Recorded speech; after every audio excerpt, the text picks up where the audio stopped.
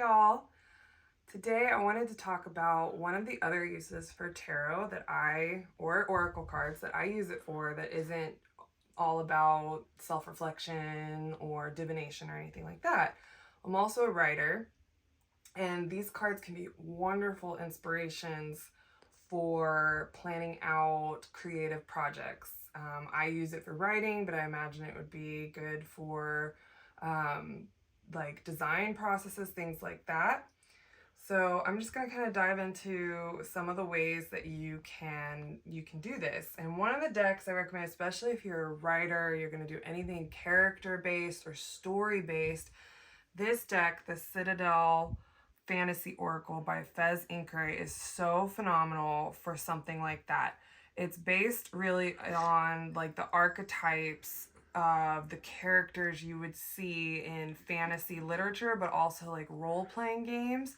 But it is also tied kind of to some of the tarot archetypes, which the major arcana tarot archetypes are very closely related to, like the Fool's Journey is closely related to the hero's journey, which if you're familiar with Joseph Campbell and the idea of like Luke Skywalker, Harry Potter, Odysseus, all of those, the fact that we have those kind of like archetypal characters and settings and scenes and things like that. So I like to start with this deck and, just shuffle, and I have a couple cards here, so I'm gonna pull those out. And like this is the deck that I might pull out to kind of get an idea of character's personality, or in this case we got the Fate card, so that's more of like a something that might happen. So we're dealing with the character's fate, okay? So that would be maybe where I would focus the day. And the Smith, so I would maybe think, okay, this character is someone who is very industrious, someone who's very paying attention to detail, but maybe to the point where they're an overthinker. Maybe they miss something that's leading their fate. The Patron, so then I would think, okay, but then they have someone come in who hires them to get a job. Okay, so if I was planning the story from the beginning, I would be like, the story is going to be all about the fate of our main character, who's someone who's obsessed with work, a little bit of an overthinker, and our inciting incident is going to be a new patron comes in and hires them for their work. The Heir. Okay, maybe this patron is someone very high up. If we are in a society that has rulers, like this is going to be the prince, princess, something like that. Or if we're in more of a modern day realistic society, we're looking at someone who's going to inherit the business. So I might attribute that to this person. Ooh, the twins. Maybe the Heir has a twin and we're only meeting one of them. And somehow the twin is going to play into the story, and we have the assassin. So maybe the patron, who's the heir, is going to somehow hire this industrious person who is, the whole story is about them meeting their fate, right? And they're going to hire them. Maybe the other twin is an assassin, okay, who's been hired. So we have the patron hiring the Smith to do something for them, and the twin is an assassin who's been hired to kill the Smith. Okay, and the Priest. So maybe we have somewhere along the line we're going to introduce a priest or a priestess type character who's going to somehow thwart the assassin from being able to do their work. And the Pathless. So we're going to have a whole subset to this society. People who are going to somehow play a role. They're going to be like people who just, so because we have this Smith, right, who's very, very industrious. So we're going to have them have to maybe hide in with, like, suppose maybe the homeless of the society. And the Miser. All right, so within this society, we're going to meet the Miser, who's going to be the person who helps the Smith get away from the assassin. All the while we have the Priest, who is also somehow thwarting the assassin. So see how I'm starting to build the framework of a story by the inspiration that came to me from pulling the cards. So another way to do this would be, say you have your specific character. So we're going to pull out the Smith, okay, because we decided that was our character, right?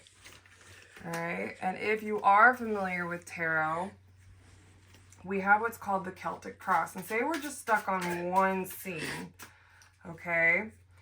1, 2, 3, 4, 5, 6, 7, 8, 9, 10. So we're going to pull out 10 cards. We're going to use the Celtic cross spread to help us maybe decide the elements of this scene. So we're going to bring this first. So the Smith is in the process of building something with some partners. They're working on a big project, but they are challenged by the Smith wants to go one direction different from the partners.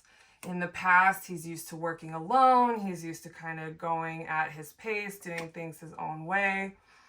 But right now in the future, he's going to realize that there is actually something beneficial to working with this group.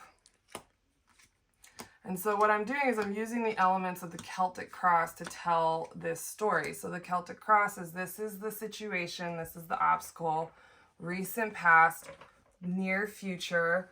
This is the highest achievement of the situation and the tools using in it. So here we have 2 intuition cards, okay, and messages. So we're gonna, maybe in this scene, we've got the Smith, he's working with a group of people and he wants to go a different direction because he's used to doing things his own way, but we were dealing with his fate, right? So, but his fate is not to go his own direction. So maybe this is like some kind of conflict he's got in the scene, okay? So he's gonna have some kind of divine message come to him in some way. So we had the priest, right? So per se, in this scene, we bring in the priest in some way to come in and give him some kind of prophetic message. And now we have the 2 of Pentacles, which is, you know, a balancing. So now he feels torn, right? So maybe now is where he kind of goes and he wanders around with the pathless. And, you know, he's an overthinker. He's an industrious person. So he goes and he kind of submerges with these people who just live life how they want to. Okay. And he meets the miser, and the miser helps him get more focused. The miser, just by being stubborn and stuck in his ways and being, you know, like, it just grates on our Smith. So our Smith realizes, oh God, I'm turning into the miser myself by refusing to do what I'm supposed to do with my partners. And he decides that he's going to follow his fate a little bit here that he's been told. Okay, and so then he has this patron who is his gleaming of hope, right? But here's the outcome.